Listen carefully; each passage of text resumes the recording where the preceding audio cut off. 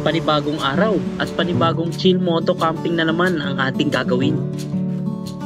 Ito ang Hidden Paradise. Hahanap pa lang tayo ng maulam. Sa episode na ito, susubukan nating maghanap ng mauulam. May nakuha ko isa sa mismong camping site. Magtatagumpay nga ba tayo? Halika't samahan ako sa isang masayang moto camping adventure.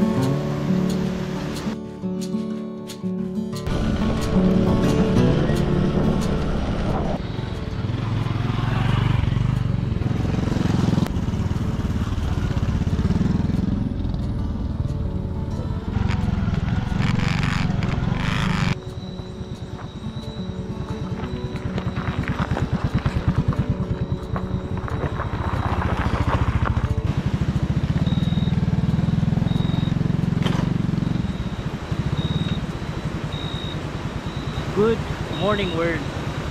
Welcome sa isa na namang panibagong moto camping adventure. At di ko may papakita sa inyo yung ganda ng lugar na ito. At makikita nyo yan bukas. Samahan nyo ako sa panibagong moto camping na ito.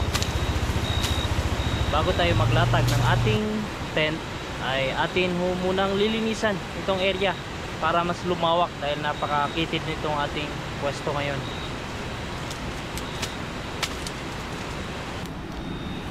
Ayan, yung mga pinagtabasan natin, gagamitin natin yan bilang sapin para kahit papano ay hindi mo damang-dama sa tent yung malalaking bato. Magsiset up muna tayo ng ating tarp at isusunod natin dyan ang ating tent dahil nakapwesto naman na ang ating motor. Ay tatayo na natin ang ating tulugan dahil gabing-gabi na tayo nakarating dito. Ay wala naman tayo ibang gagawin kundi night camping, survival, ganap ng maulam, prepare ng makain, then papahinga after that.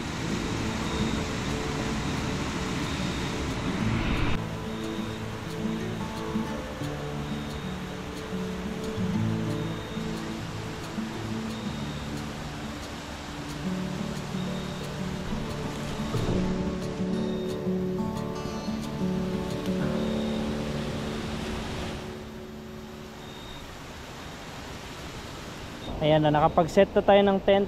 Yung tarp natin, ganda naman yung itsura niya. Hindi maganda yung pagkaka-disenyo, pero okay yung setup niyan.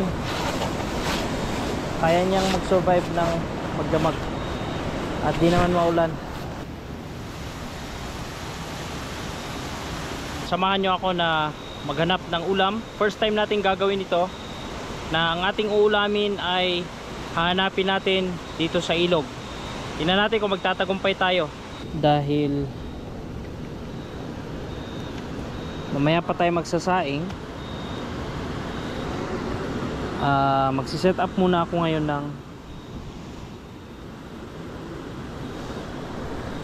pagsaingan, then pagsibak tayo ng kahoy. Bali ito yung mga magiging panggatong natin.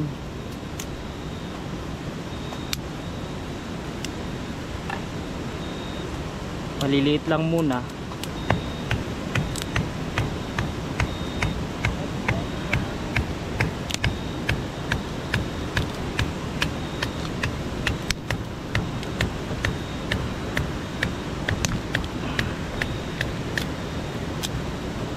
Someday magkakaroon din tayo ng kutsilyo na itak. Sa ngayon pagtsagaan lang muna natin to. Okay naman siya. Medyo nahirapan lang. Dapat kasi kinat ko na to Di bali may in-order na ako sa Shopee dahil may nagbigay sa atin ng super tanks nung nakaraan. Shout out pala sa inyo yung mga solid na nagbigay ng super tanks. Ay nagagamit ko para sa makabili tayo ng mga karagdagang gamit, camping materials. Ayan, ready naman na yung ating panggatong. So hanap muna tayo ng maulam, then pagbalik saka ako magsaing At sana ay pala rin tayo na makakuha ng mga mauulam ngayong gabi. Maliwanag ang buwan ngayon mga kapatid. Hindi ko alam kung may mapapala tayo at makukuhang maulam kasi napakaliwanag ng buwan. Siya nga pala, nung nag-ride tayo mula Kayapa hanggang Imugan, itong kasirolang ito ay talagang nayupiho ito mga kaibigan. Ayan yung laman ng ating dala. Lagot, yung asin. Yan, asin, binalot ko lang dyan. Tapos ito yung ating suka. Pagsawsawan ko yan ng crab pag nakahuli tayo. Sili, lighter, kutsara. So ito na lang dalhin ko. Ay hindi, ito na lang pala. Dito ko iskarga yung mahuhuli natin na crab. Dalhin natin itong flashlight. Ayan, bago tayo aalis, ang oras natin ay 10:04 mga kapatid. Hahanap pa lang tayo ng maulam at makain. Let's go, gawin natin to para maiba naman, no, mga kaibigan. Samahan nyo ako, tingnan natin kung may mapapala tayo or may makukuha tayong ano to? May direct siguro to. Gagawin lang ba? O may makukuha tayong crab. Grabe yan. Napakalamig. Survival ito mga kaibigan. Doon tayo sa mahina ang daloy. Malakas kasi daloy kaya wala tayong makitang maulam. Lamig. Ayan, doon sa baba wala talaga akong makita eh. Kaya dito umakyat tayo magya. Tingnan natin kung may makita tayo. Maliliit. Masyadong maliit. Saan ka na? Maliit.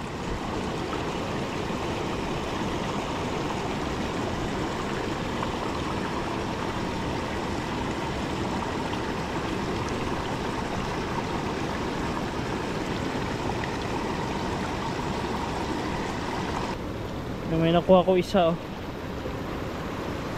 Pwede nang pagtyagaan. Sa bagay, kahit ganyang kaliliit yan, pag marami na, bay, laking bagay na yan. Ulam na yan, boy.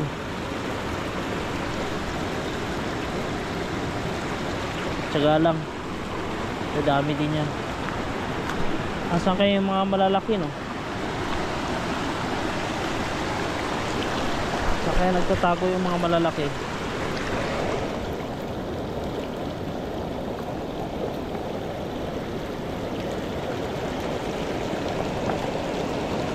Ayan mga kapatid, pabalik na ako sa kampo.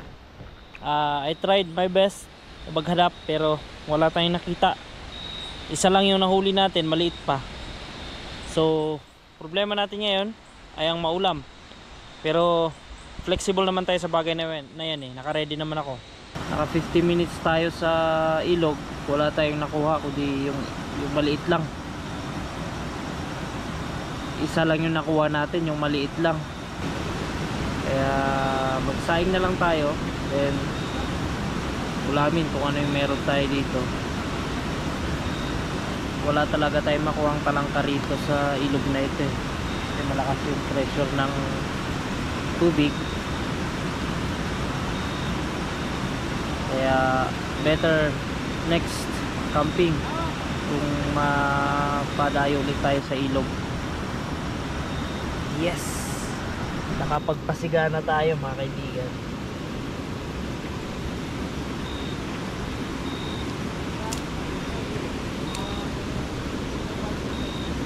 Hatiin natin itong bigas para bukas meron tayong agahan.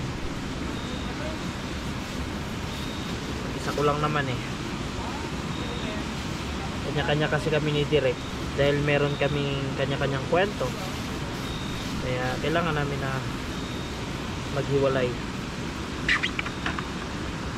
Wala nang ugas-ugas. Ito lang yung dala natin tubig eh. Welcome pala sa mga bago nating subscribers. Ang channel na ito ay more on sharing of experiences mga kaibigan ha. Hindi ho ako expert pagdating sa ganitong gawain. Maging sa pagra-ride ko, hindi ho tayo expert. Yan ho ay sharing of experiences lamang mga kaibigan.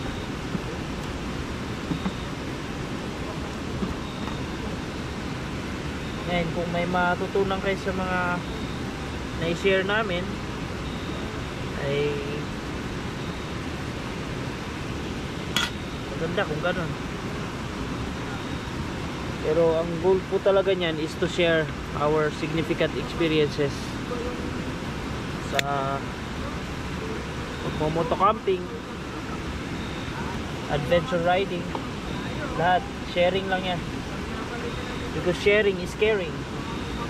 Ayan, habang kami ay narito ay may napadaang lokal at nakipagkwentuhan na rin si Direk kay Brother Rudy. Katapos makipagkwentuhan ni Rudy kay Direk Gino ay nagpresenta siya na humuli ng palaka. Ngunit ito'y kaagad din naming pinakawalan sapagkat ito ay maliliit pa at hindi rin kami naka-ready para ito ay gawing ulam for the night. Ganyan lang daw talaga sila kaliit eh.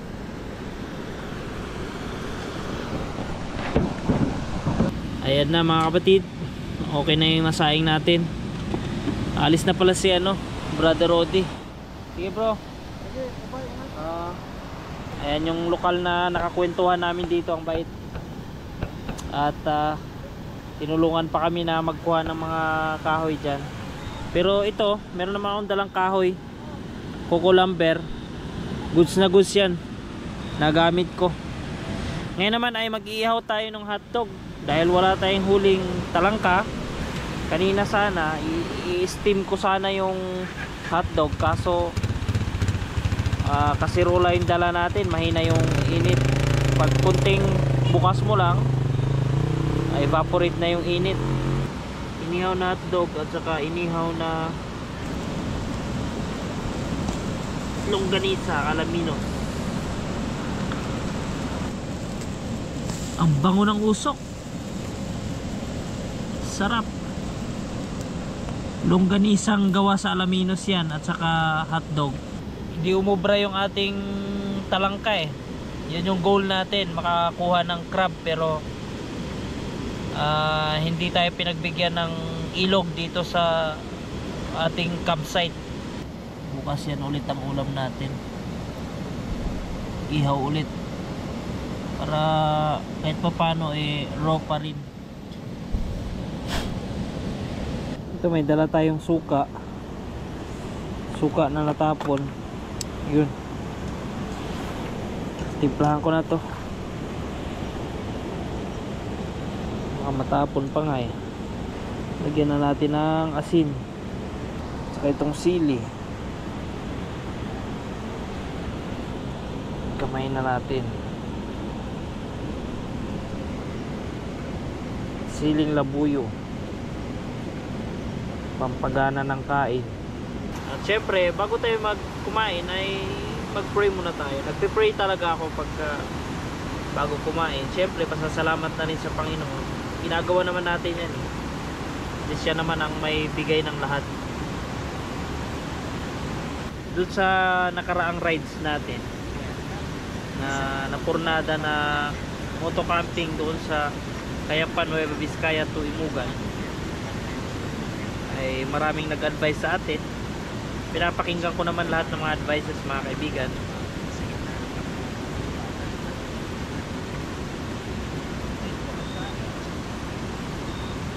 At may mga nakapagpuna, dala na rin ng kanilang concern. Ako pinagpapasalamat sa inyo. At nakapagsabi na dapat nag-iingat. Alam nyo mga kaibigan, sa lahat ng lakad ko, safety is always my priority.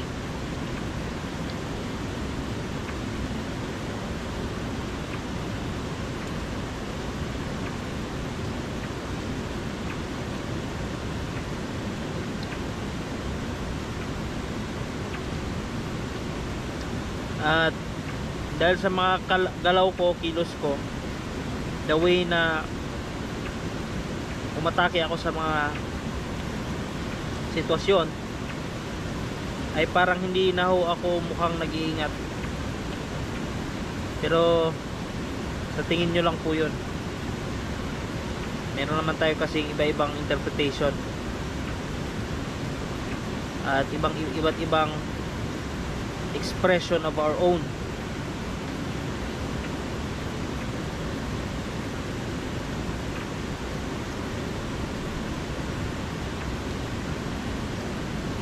Still, kung sino man ang makakapag-explain ng expression na yan, walang iba kundi yung author, kundi yung pinagmulan mismo ng action. Kasi di talaga tayo pwedeng humusga eh. Di natin alam yung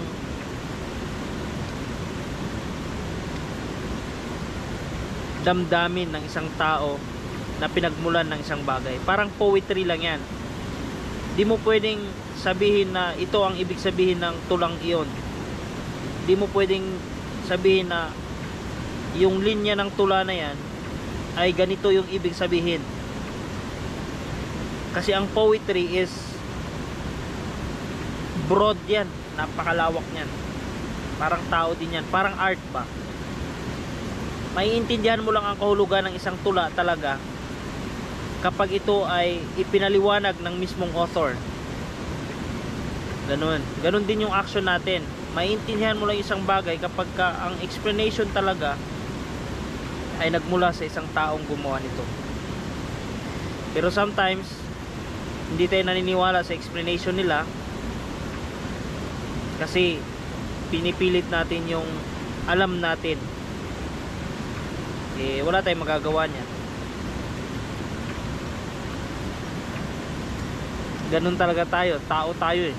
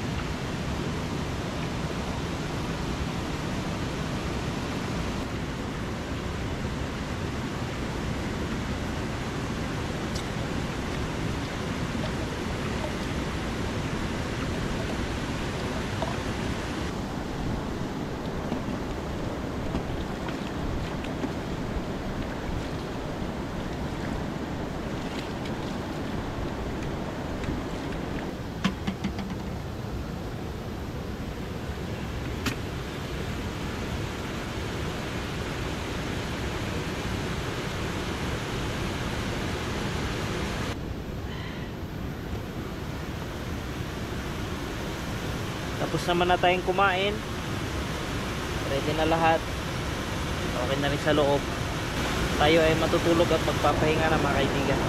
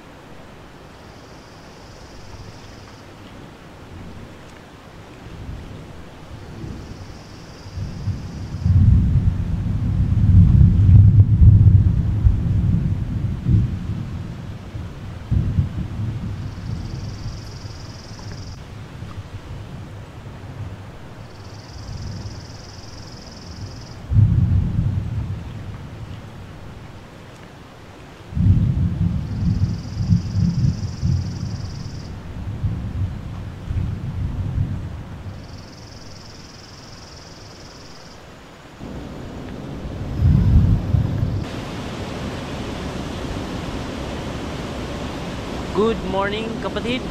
mula rito sa Hidden Paradise. Isang napakagandang umaga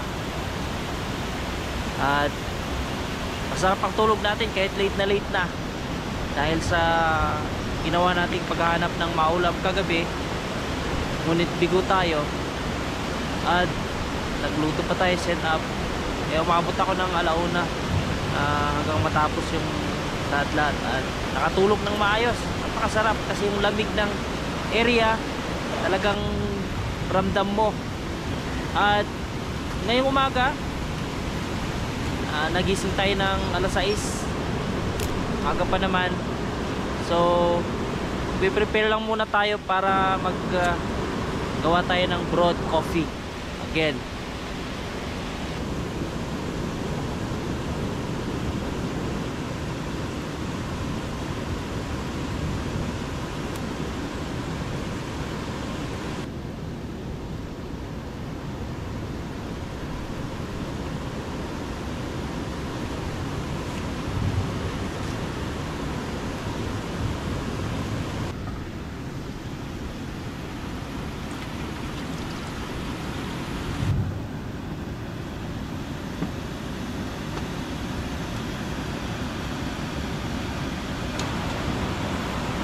Hila lang muna tayo rito ng mga patay na sanga, patay na kahoy. Pwede na yan pang gatong.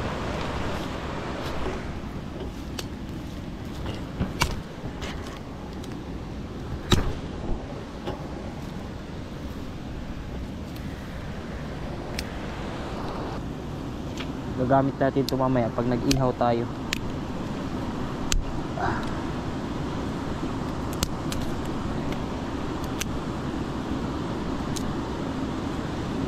At yan, kumulo na nga. Ito yung baon natin na kaping barako. Pinagsama ko na ito, kaping barako at saka yung asukal, kasama na yan.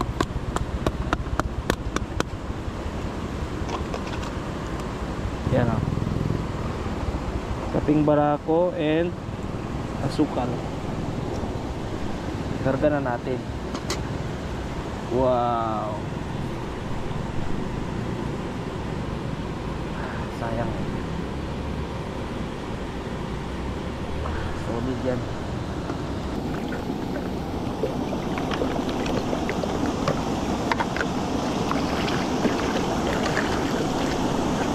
Nais ko palang i-shout out si Tiggy Bite, ang ating number 1 sponsor ng ating gulong, maging dun sa ating soon to be nagagamitin na wood stove.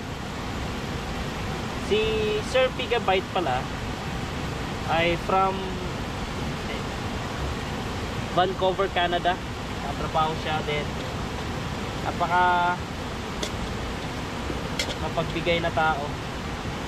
Talagang sinasadya niya pa akong i-message para suportahan yung ating munting ginagawa na channel. Dito pala sa ating channel, mga kaibigan, kung napapansin ninyo, medyo nagmumukha tayong kuripot, no? Pero sinasadya ko talaga yan dahil gusto ko yung raw na gawain talaga.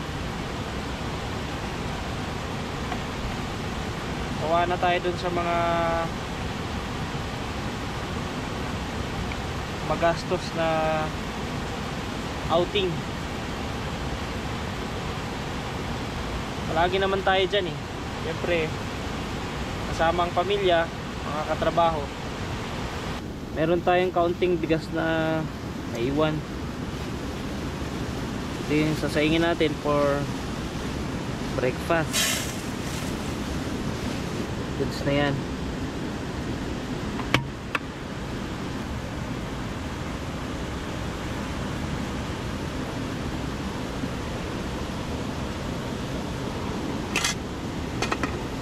At yung pangalawang sponsor ng ating video ngayon ay si Ligayas Layas.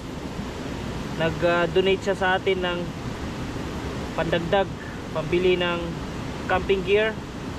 Salamat sa iyo kaibigan. At sana ay patuloy nyo akong suportahan sa pamagitan ng panunod ng ating video. Ligayas layas, shoutout po sa inyo. Ang ating pangalawang sponsor. At yung pangatlong sponsor natin, si The Traveler. Nag-donate din siya sa atin ng pangkape. At ito na nga kapatid, kakape na nga tayo at nagre-relax dito sa Hidden Paradise.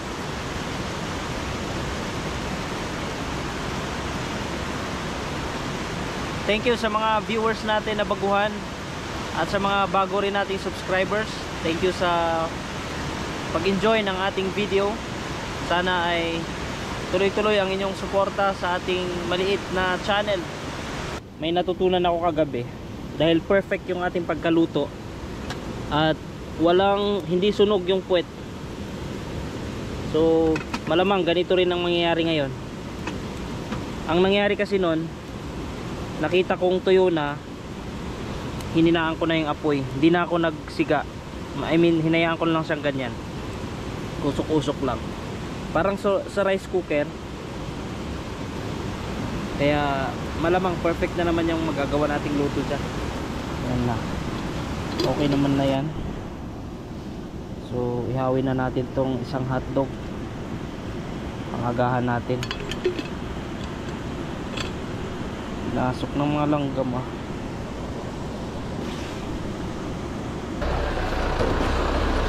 Grabe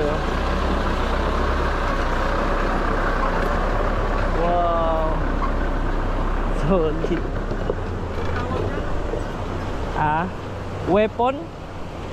Weapon tinagan yan weapon data lugan 4x4 basic lang.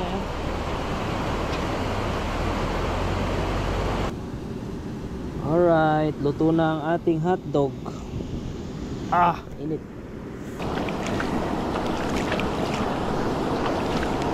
Yung ating ginawang sili kagabi with suka.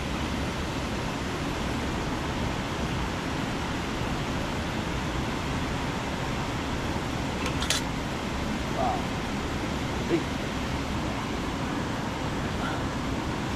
With matching boy bangus, in courtesy of Boy First Time. Okay naman ulit yung kanin natin.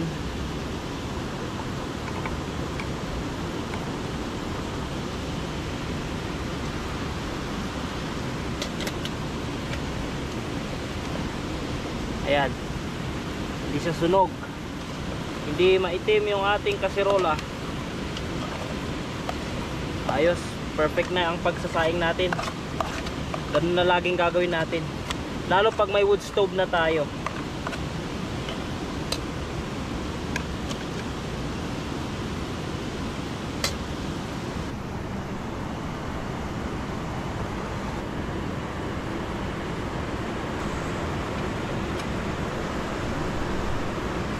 Ang sarap nung boy bangus,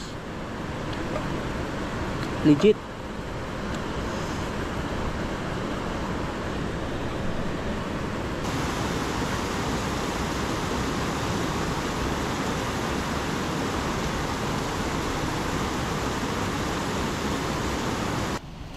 Wow, Toyota lang sa Kalam. Grabe, ang lupit. Walang binatbat yung mga Ford Raptor. Sabagay, kaya din yan ng Ford Raptor Maraming salamat sa iyo. Alam mo na yun kung ano yung mga bagay na yun, direct. Isa kang tunay na kaibigan.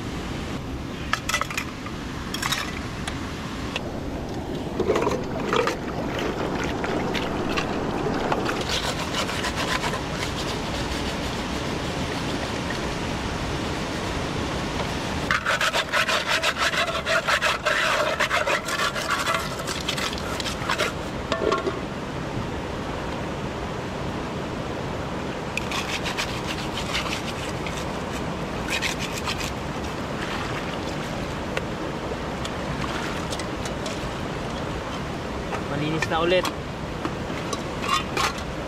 Ready na sa susunod na camping.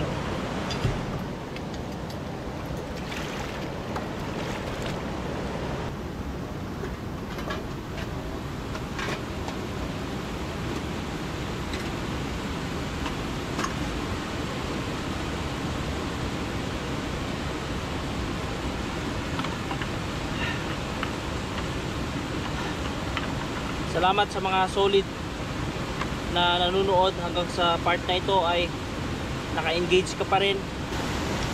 Please like this video, and if you want to say something, just comment down.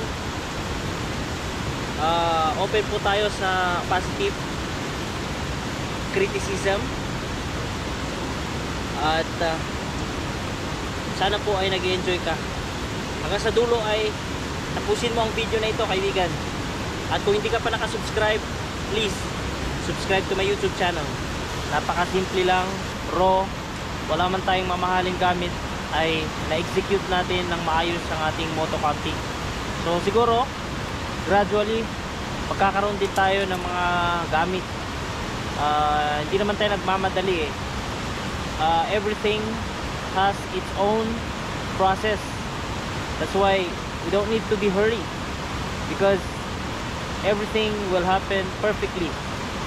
Lalo na kung kilala mo ang Panginoong Jesus at tinanggap mo bilang Panginoon at tagapagligtas.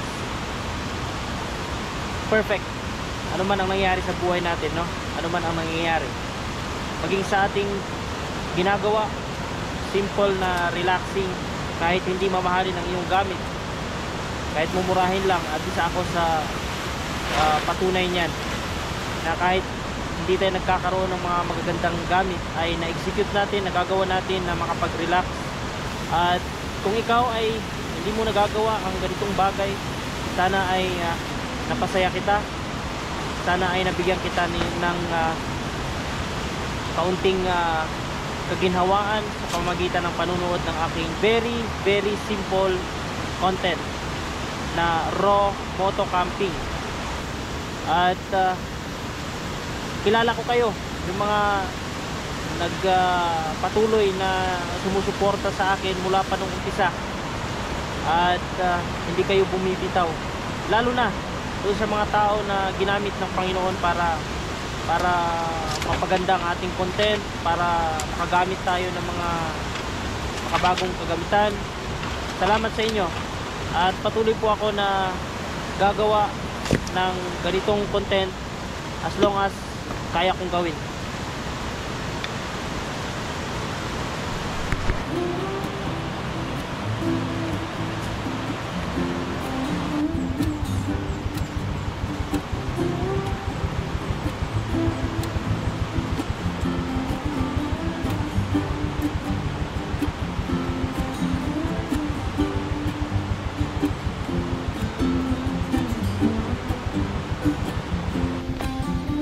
G, Balaklava.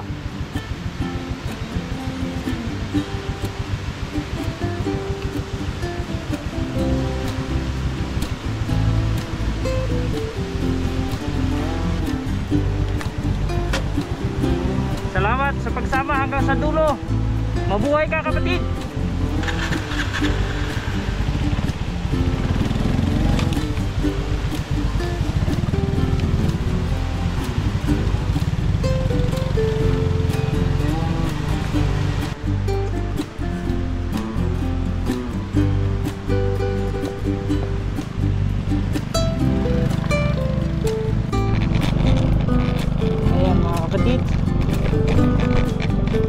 Ito si Eli Motor, ang inyong Travel Master. Hanggang sa muli natin pagkikita sa next na moto camping.